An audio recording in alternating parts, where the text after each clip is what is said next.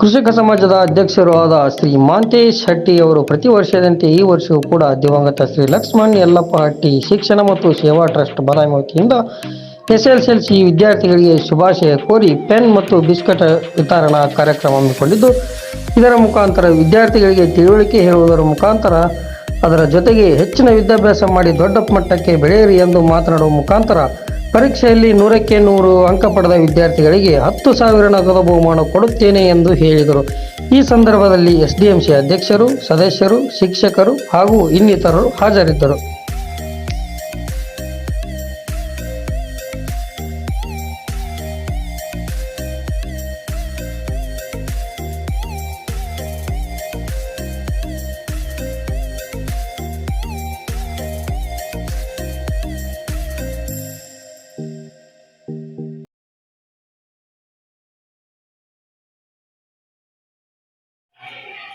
ಎಸ್ಡಿಎಂಸಿಯ ಅಧ್ಯಕ್ಷರಾದಂಥ ಬಾವಿ ಅವರೇ, ಇಕ್ಬಾಲ್ ಅವರೇ, ಇವತ್ತು ಇನ್ನು 7 ದಿವಸ, ಭಾಳ 8 ದಿವಸ ನಿಮ್ಮ ಪರೀಕ್ಷೆಗಳು ಉಳಿದಿವೆ.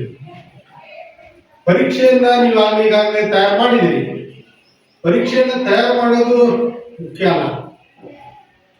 ನಾನು ಯಾಕೆ ನೇರ ವಿಷಯಕ್ಕೆ ಬರ್ತೀನಿ ಅಂದ್ರೆ, ಪರೀಕ್ಷೆಯಲ್ಲಿ ಯಾರು 50 ಹೋಯ್ತು, ಈಗ 60 ಹೋಯ್ತು, 70 ಹೋಯ್ತು, ಯಾರು 90-95 ರೇಂಜಲ್ಲಿ ಮಾರ್ಕ್ಸ್ ಅನ್ನ ಪಡಿತೀರಿ ಅವರಿಗೆ ಸಾಕಷ್ಟು ಅವಕಾಶಗಳು ಸಿಗ್ತವೆ.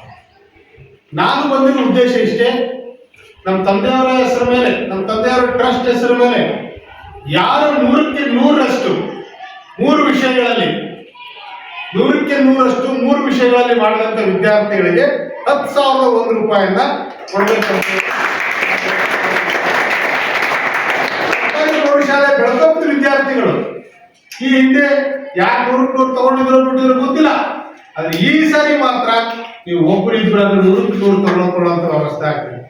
ಯಾವುದೇ ವಿಷಯ ಆಗಲಿ ನೀವು ಸಂಪೂರ್ಣವಾಗಿ 100ಕ್ಕೆ 100ರಷ್ಟು. ಯಾಕಂದ್ರೆ ಈಗಿನ ಕಾಲಮಾನ ಹೆಂಗಿದೆ ಅಂದ್ರೆ, ಯಾರು 50 ಕೇಳೋದಿಲ್ಲ, 80ರವರೆಗೂ ಕೇಳೋದಿಲ್ಲ. ಯಾರು 100ಕ್ಕೆ 100 ಮಾಡ್ತೀರಿ ಅವ್ರಿಗೆ ಎಲ್ಲ ಅವಕಾಶಗಳು ಸಿಗ್ತಾವೆ. ನಾನು ಮೊನ್ನೆ ದಿವಸ IAS ಪರೀಕ್ಷೆ ವಿದ್ಯಾರ್ಥಿಗಳ ಲಿಸ್ಟ್ ಅನ್ನು ನೋಡಿದ್ವಿ. ಬೇರೆ ರಾಜ್ಯಗಳಲ್ಲಿ ಒಂದು ಕುಟುಂಬದಲ್ಲಿ 3 ಜನ IAS ಪರೀಕ್ಷೆಯನ್ನ ಪಾಸ್ ಆಗ್ತಾರೆ, ಅವರು ಸರ್ಕಾರಿ. ಹಾಗಾಗಿ ನಾವು ಉದ್ದೇಶ ಏನಂದ್ರೆ, ಈ ಭಾಗದ ಶಾಲಾ ಮಕ್ಕಳಿಗೆ ಪ್ರತಿ ವರ್ಷನೂ ಸಹ ನೋಟ್ಬುಕ್ ಪೆನ್ನನ್ನು ಸಹ ಹಿಂದಿನ ವರ್ಷ ಕೊಟ್ವಿ. ಅದರ ಜೊತೆಗೆ SSLC ಓದುವಂತ ಮಕ್ಕಳಿಗೆ ಪ್ರೋತ್ಸಾಹಕವಾಗಿ ಅವ್ರಿಗೆ ಪೆನ್ನು ಮತ್ತು ಬಿಸ್ಕೆಟ್ ಅನ್ನ ಕೊಟ್ಟು, ನಮ್ಮ ವಿಶೇಷ ಉದ್ದೇಶ ಏನಂದ್ರೆ, ನಾವು ನಮ್ಮದೇ ಆದಂತ ಒಂದು ಶಿಕ್ಷಣ ಸೇವಾ ಟ್ರಸ್ಟ್, ನಮ್ಮ ತಂದೆಯವರ ಹೆಸರು ಮೇಲೆ, ನಮ್ಮ ತಾಯಿಯವರು ಇದ್ದಾರೆ, ಅವ್ರ ಹೆಸರು ಮೇಲೆ ಒಂದು ಶಿಕ್ಷಣ ಸೇವಾ ಟ್ರಸ್ಟ್ ಅನ್ನ ಮಾಡಿದೀವಿ. ಯಾರೇ ಬಡ ಮಕ್ಕಳು ಶಾಲೆ ಸಲುವಾಗಿ ರಾತ್ರಿ 10 ಗಂಟೆವರೆಗೂ ಬಂದರೂ ಸಹ ನಮ್ಮ ತಾಯಿಯವರು ಸಿಕ್ಕರಂದ್ರ ಅವ್ರ ಕಡೆಯಿಂದ ಆದಷ್ಟು ಅವ್ರು ಸಹಾಯವನ್ನು ಮಾಡ್ತಾರೆ. ಮೊನ್ನೆ ದಿವಸ ಯರಗಪ್ಪದ ಒಂದು ಶಾಲಾ ವಿದ್ಯಾರ್ಥಿನಿಯರು ಬಾಗಲಕೋಟೆ ಹಾಸ್ಟೆಲ್ ಆಗಿದ್ದಿಲ್ಲ, ಅವರು ನನ್ನ ಮನೆಗೆ ಒಂದು 10 ಸರಿ ಅಡ್ಡಾಡಿದ್ದಾರೆ. ನಾನು 2-3 ಸಲ ಸಿಕ್ಕಿದ್ದಿಲ್ಲ. ಹಾಸ್ಟೆಲ್ ಮಾಡಿಸೋ ಸಲ ಬಾಗಲಕೋಟೆಗೆ ಹೋಗಿ ಬಂದ್ರೆ ನಾನು ಹೇಳಿ ಬಂದಿದ್ದೆ, ಆಗಿದ್ದಿಲ್ಲ. ನಾನು ಮತ್ತೊಂದು ಸರಿ ಮೊನ್ನೆ ಜಿಲ್ಲಾಧಿಕಾರಿಗಳ ಮೂಲಕ ಹೇಳಿ ಮಾಡಿಸ್ತೀನಿ ಅಂತ ಹೇಳಿದ್ದೆ. ಆದ್ರೆ ನಮ್ಮ ತಾಯಿಯರ ಹತ್ರ ಬಂದು ಅವರೆಲ್ಲ ತಂದೆ ತಾಯಿ ಕೂತ್ಕೊಂಡು ಬೆಳಗ್ಗೆ 10ರಿಂದ 11:30ವರೆಗೆ ಕೂತ್ಕೊಂಡವ್ರೆ. ನಾನು ಬರೋದು ಲೇಟ್ ಆಯ್ತು. ಬರೋದ್ರೊಳಗೆ ನಮ್ಮ ತಾಯಿಯವರು ಏನ್ ಮಾಡಿದ್ರು, ಅವ್ರಿಗೆ ಹೇಳಿ ಅವ್ರು ಏನ್ ಮಾಡಿಸ್ತಾರೆ ಮಾಡಿಸ್ಲಮ್ಮ, 5-6 ಸತಿ ಅಡ್ಡಾಡಿ ಅಂತ, ನಾಳಿಂದ ಬರಬೇಡ, ನನ್ನ ಕಡೆ ಒಂದು 5,000 ರೂಪಾಯಿ ತಗೊಂಡೋಗಿ ಇವತ್ತ ಈ ಹಾಸ್ಟೆಲ್ ಕಟ್ಬಿಡಮ್ಮ, ಗೌರ್ಮೆಂಟ್ ಹಾಸ್ಟೆಲ್ ಏನ್ ಸಾಧ್ಯ ನಾನು ಕರ್ಸ್ ಬಂದ್ಮೇಲೆ ಅವ್ರಿಗೆ ಹೇಳ್ತೀನಿ ಅಂತ ಒಂದು ಮನವಿ ಮಾಡಿ.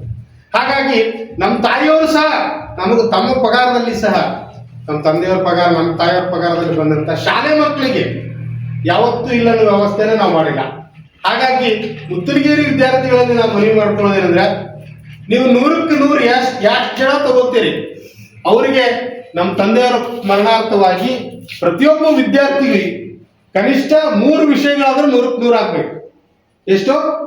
3 ವಿಷಯಗಳು 10,001 ರೂಪಾಯಿ ಇವತ್ತು ಘೋಷಣೆ ಮಾಡೋಗ್ತೀನಿ.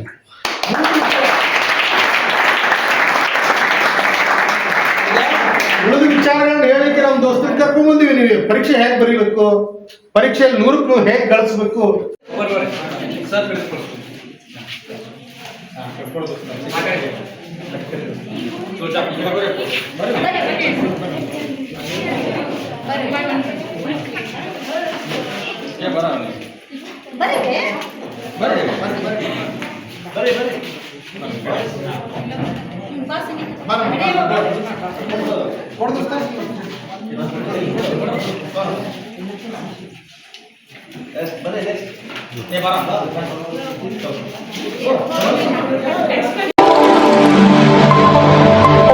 ಸದಾ ವೀಕ್ಷಿಸುತ್ತೀರಿ ನಿಮ್ಮ ನ್ಯೂಸ್ ಬಿ ಅಲರ್ಟ್ ವಾಹಿನಿ.